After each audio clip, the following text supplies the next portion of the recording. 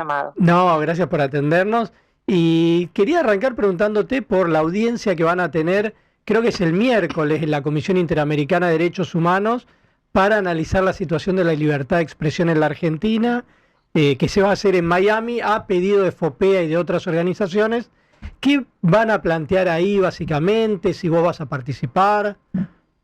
Sí, efectivamente, la Comisión Interamericana de Derechos Humanos accedió a recibir a FOPEA y a un buen número de organizaciones argentinas para tratar lo que nosotros planteamos como una situación de deterioro de la libertad de expresión en la Argentina.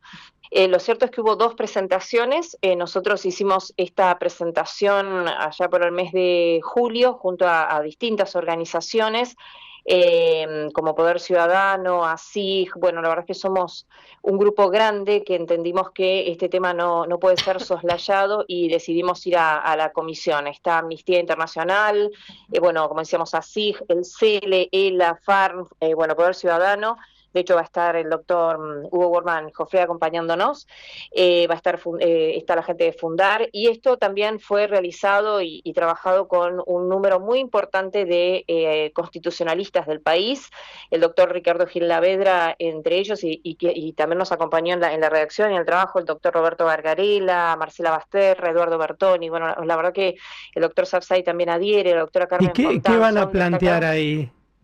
constitucionalistas. Lo Sí. que nosotros planteamos es el deterioro de la libertad de expresión en Argentina. Lo que entendemos es que hay una situación de crecimiento de tres ejes. Ah, En principio, la posibilidad cierta de un ejercicio libre periodístico, de la tarea periodística, un crecimiento de las acciones judiciales contra periodistas, inclusive que podrían estar enmarcadas en situaciones de SLAP, esta iniciativa de litigio que solo pretende que casi al momento del inicio se sabe que no va a haber demasiado, que no van a tener de resultados. Sin embargo, igual se inician, y lo que nosotros entendemos es que lo que hay es una intencionalidad de silenciamiento, de cancelación, de amedrentamiento. Y el otro gran tema es el de acceso a la información pública, que también en los últimos años lo que estamos viendo, en particular el año pasado, con el decreto que reglamentó la ley de acceso a la información pública, limitó también el acceso y ha generado diferentes situaciones de complejización de todo lo que significa los pedidos, ¿no? Así que esos son como nuestros tres grandes ejes. Te mencionaba antes, sale lo de las dos presentaciones, porque no quiero soslayar que hay una segunda presentación vinculada con protesta social que motoriza CELS también, ajá. junto a Amnistía, CIPREVA, ARGRA, FATPREN. Hay Que diferentes. van a estar en la misma audiencia. La comisión Ujú. definió unificar bajo Ajá. el paraguas libertad de expresión las dos presentaciones, así que vamos a estar abordando los dos temas. Son dos temas enormes, tenemos 20 minutos, bueno, los tiempos son bastante limitados, pero bueno, vamos a estar trabajándolo de esta manera. Nosotros, por FOPEA va Claudio Jacqueline, voy Ujú. yo, va Hugo Worman, y Hugo Alconada Amón va a estar también participando de la audiencia, explicando en particular su situación hace un tiempo atrás, con el hackeo de sus cuentas. Y en el caso del gobierno, ¿vos sabés si ellos van a enviar algún representante o si está citado el Mira, gobierno para dar algún tipo de explicación? el, el gobierno está citado, Ujú. y de las últimas audiencias que se realizaron de estas características se ha presentado en general el doctor Baños, entiendo, del Ministerio de Justicia.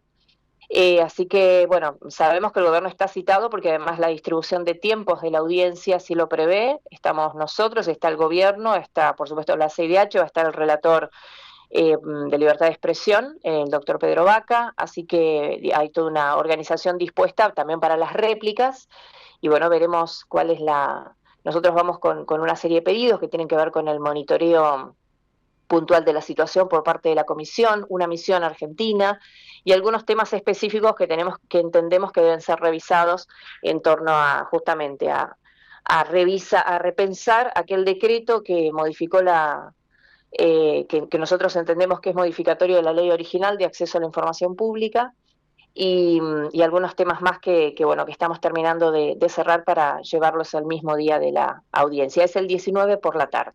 ¿Y ustedes entienden que el gobierno tiene algún tipo de responsabilidad en ese deterioro de la libertad de expresión en la Argentina? Nosotros entendemos que tiene una responsabilidad directa. Ajá. porque de hecho en el reflejo que, el primer dato que nosotros tenemos surge de nuestro monitoreo de libertad de expresión.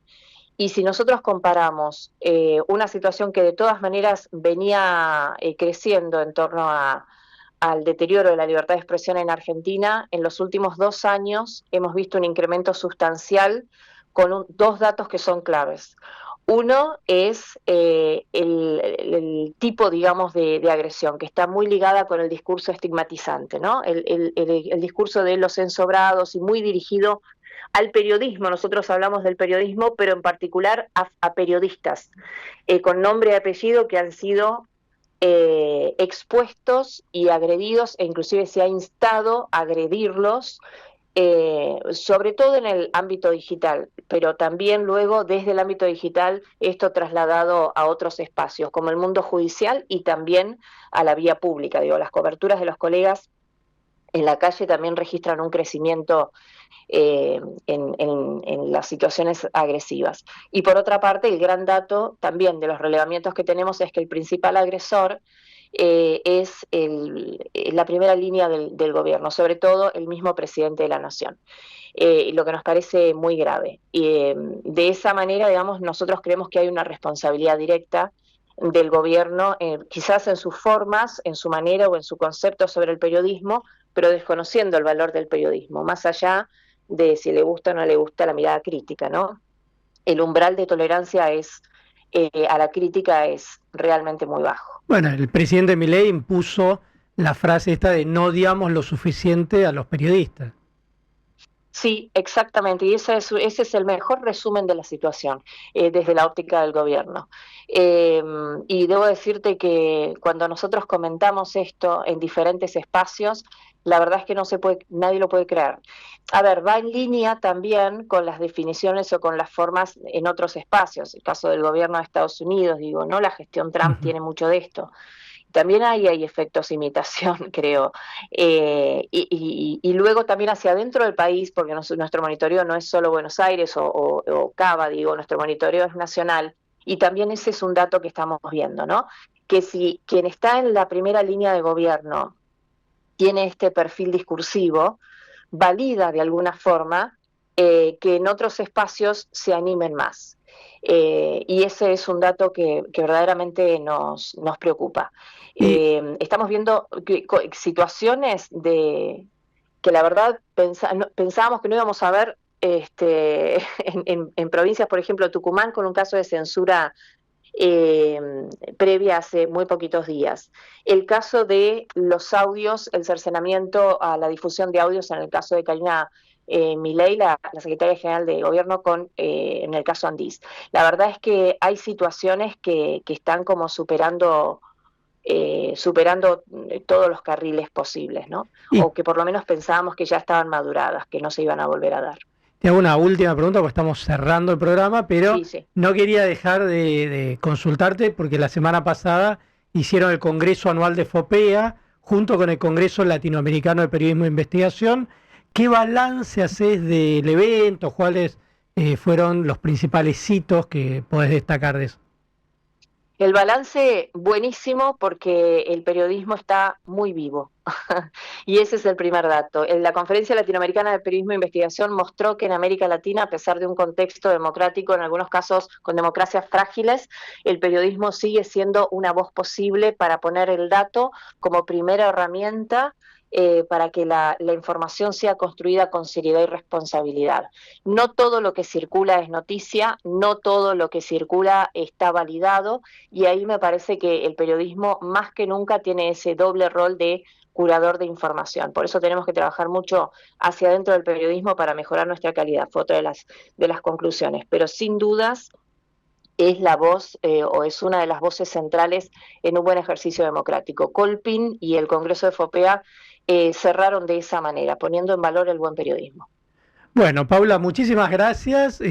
También ojalá que resulte esta audiencia, que logren transmitir la preocupación de lo que está ocurriendo acá en la Argentina. Y bueno, estaremos atentos a lo que ocurra ahí el miércoles, dijimos, en la audiencia que tiene la Comisión Interamericana de Derechos Humanos en Miami. Exactamente, después de las 16 horas y va a estar, se transmite por YouTube, así que por supuesto que nosotros lo vamos a estar difundiendo porque nos importa que el tema se conozca. Así que, como siempre, Alejandro, Nico, muchas gracias a ustedes por el tiempo. No, gracias a vos, Paula, te mando un abrazo grande. Abrazo. Hasta luego, era Paula Moreno, presidenta de FOPEA, el Foro de Periodismo Argentino.